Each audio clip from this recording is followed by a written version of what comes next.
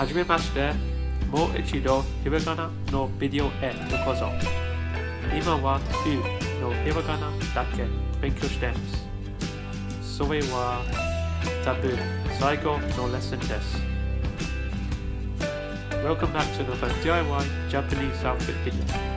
In this lesson, we're going to cover all the hiragana or kana symbols that end with U and Q and mu.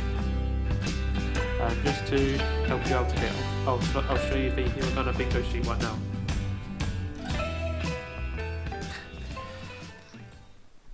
This will be one of the most difficult lessons I've ever made, and I'll explain why shortly. And before I start, just to let you know that I'm not an official Japanese teacher, just someone showing you my own unique way of learning. You may like it or you may not, but it's your opinion, not mine. There are 3 things you ought to know about these particular hiragana symbols. So, 1. Half the time, the U sound in any of these hiraganas or kanas will be silent when used in a conversation. The worst being ku and su. And what's more is that it can happen without warning. First example would be the su hiragana. If you see su at the end of certain words like Ohayo gozaimasu, or Benkyou shitemasu, or Daniel desu, the su on the end of these words will sound more like an S instead.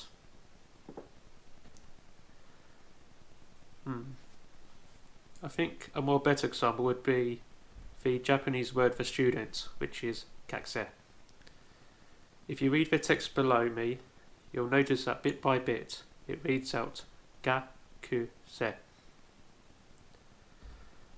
And Japanese being a highly phonetic language, you'd expect all the syllables to be pronounced equally and fairly. In this case, it isn't.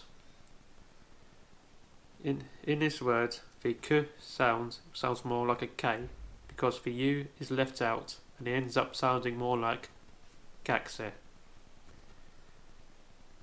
Another more relatable example is Sumimasen. You probably know what this word means because it's one of the very first basic Japanese phrases you learn, isn't it? And although it's correctly pronounced Sumimasen, one thing you ought to look out for is that Japan, just like England, has several regional accents or dialects, and half the time you may hear another version of Sumimasen. In this case, it'll sound something like Sumimasen. I'll give you an audio file just to even things out. すみません、すみません、すみません。 And just to clarify, both ways of saying sumimasen are 100% correct, so don't worry. 2. These kanas are also important to learn because every verb that you will learn in Japanese will end in a U, or a hiragana or kana symbol that ends with a U, like ku and lu. I won't reference every verb in Japanese because there's at least over 100 of them, but I'll give you only the 3 basic beginner verbs, which are kiru, to come, iku, to go, and suru, to do. And if you've noticed already, you'll notice that all the verbs end with a U. And to make it much clearer for you, you will not find a verb in Japanese that does not end with a U. Also, all the voiced hiraganas, which are basically the same hiragana symbols but with little dashes on the top right of a little bubble, are used in the other verbs as well. For example, gu and bu.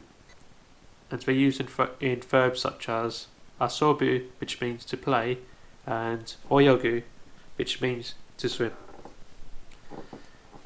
3. I actually forgot what the third point was. And that's what happens when you write a script 3 weeks in advance before you actually do some filming. Shogunai. So, apart from that, shall we start? Q. This one is the easiest to explain. It looks like a triangle on an unfinished letter K, like in the video below me. And half of the time, it may just sound like a simple K. And one more thing, ku with the dashes makes gu instead. Su.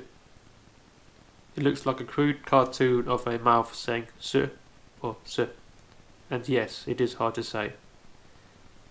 Su with the dashes on the top right makes du or zu. And luckily, it's rarely used compared to su. One verb that uses both of these hiragana is the verb sudoku, which means to continue. You may see this at the end of animes and Japanese dramas. Probably. Su. Another hard one to explain. Well, how do I do this? First, the kanji for water is mizu when used by itself, but if the kanji is combined with another kanji to make a new word, it sounds more like su instead. So, if you have a look at the picture that I've drawn below me right now, I made the su symbol look like a stream of water coming out of a tap. Can you see what I did there? Hence, su. Fu. This is my least favourite hiragana. It's made up of 4 different pieces, which is very weird for a hiragana symbol. It has at least 2 different ways of writing it. It's difficult to say, and it looks like a deformed coat hanger. And one more thing. In textbooks, it's written as fu, but if you wanted to speak fluent Japanese, then it's actually pronounced as hu. So why is that? Well, because the Japanese sound for fu is the same as an English fu, but when you say it, your teeth don't touch the bottom of your lip. Like this. So, try it out now. Try saying fu without your teeth touching your lip, or just do this, go. Hu. Hu. Luckily, whose variants, bu and pu, are much easier to say than hu itself. Mu. Every time I look at this one, it reminds me of a ship. I really don't know why, but if you know any famous ships that have the syllable mu inside them, then please let me know straight away. If not, then just continue on to the next lesson. Nu. Another problematic symbol. If you may remember from my last lesson, it looks like the hiragana me, but it has a little tail on the end of it. It's used less commonly than the other kanas, but sadly one of the verbs that contains nu, which is shinu, means to die. So, in that case, it should look more like a hangman's noose. Wu. Or lu. This is the most commonly seen on the end of verbs when you're studying Japanese. It not only looks like the number 3, but there's another hiragana wo that looks like it. So if you think about it and look at the picture below, plagiarizing another symbol of the alphabet is a rather rude way of learning, don't you think?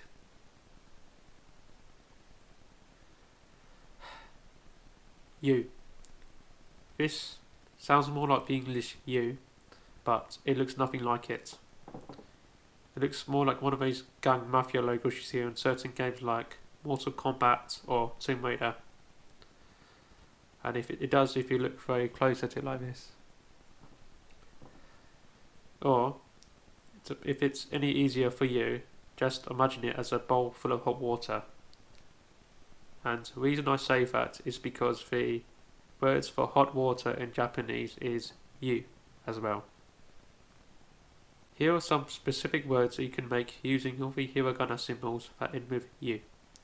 First is fuku, which means clothes, but beware because fuku can also be a verb.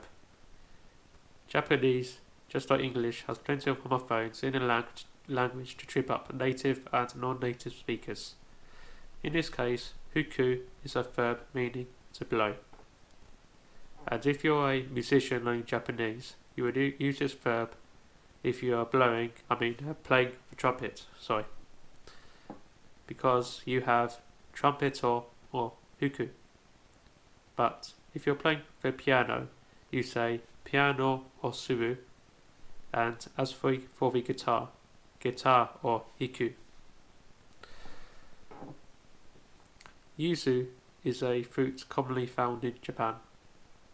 Saihu means wallet. Izu, chair. Inu, dog.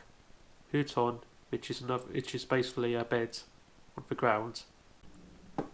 Oh, and there's one more thing I completely missed out as well, and it's this. If you see a small su in the middle of a word, it turns the next hiragana symbol that follows it into what is called a double consonant. This is just as important as learning the verbs, because it's very common in Japanese vocabulary. But out of all the examples I can give you right now, the best one has to be this one. So, chotomate. That's right. Chotomate means literally, wait a minute. And if you look at the text below me right now, you'll see that with the small su, it turns the to in choto to to. The T consonant is stressed to sound more like a double consonant, like the two T's in little. And the little su in mate turns te into a double T-E. So, next time you're speaking to a native Japanese speaker and you can't keep up with them, just remember to keep calm and say, chotomate. As I said at the beginning, this is my final Hiragana in HD video, because I covered all the Hiragana symbols on my imaginary bingo sheet. If you're still learning Hiragana, then I advise you not to give up studying. Perhaps use my videos and my bingo sheet as a template to speed up your learning. If you've mastered Hiragana already, then I applaud you and recommend studying katakana next, or any of the 2000 kanji scripts that are used in Japanese language. As for me, I could do more YouTube videos on Japan's second alphabetic system, katakana, but unfortunately my learning process is not the same as learning hiragana, and besides, katakana and KD does not sound right at all, doesn't it? Saigo no hanashi. Daniel to imasu. 4年間以上日本語を勉強しました。でも日本に3回行きました。初めては3年前行きました。ツアーと旅行したり、観光したり、お好み焼きとたこ焼きを食べました。それは素晴らしかったです。楽しかったですからまた行きたかったです。2回は2年前一人で行きました。めっちゃ良かったですけどちょっと寂しかったです。とにかくで自分の日本語をしてました。そしてその旅行の後、ワントンで日本のミートアップを参加しました。ミートアップでは日本人の友達を知りました。例えば、竹広とウィノとエリとユキなどです。それも楽しかったです。おととしは日本に3回来ました。日本にたくさん居酒屋にいたり、観光したり、奈良と京都と大阪と福岡にいたり、たくさんの友達と会いました。その時は素晴らしかったです。今はどうすればいいですか？ Hanashi o kite kurete arigatou gozaimasu. So, thank you for watching, thank you for listening. Remember, do not give up studying or learning Japanese. And one more thing, matane.